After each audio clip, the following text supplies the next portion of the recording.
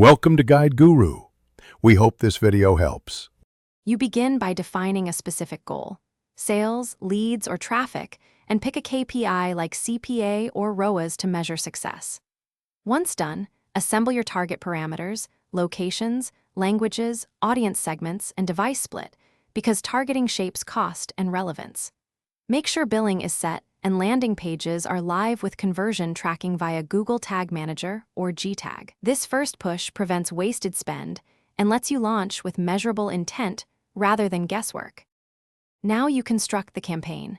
Choose search, display, or performance max, and set a realistic daily budget aligned to your KPI. Next, create focused ad groups with 5-15 related keywords using a mix of exact, phrase, and broad modified matches to balance reach and control. Write 3 responsive search ads per group and include 2 call-to-action variants to test messaging. Also, add site links, callouts, and structured snippets to increase real estate and improve click-through rates. These elements boost performance without extra keywords.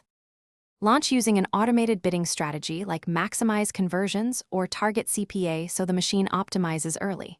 Once live, monitor performance for 7-14 days before major changes. This gives the algorithm time to learn. Make iterative adjustments.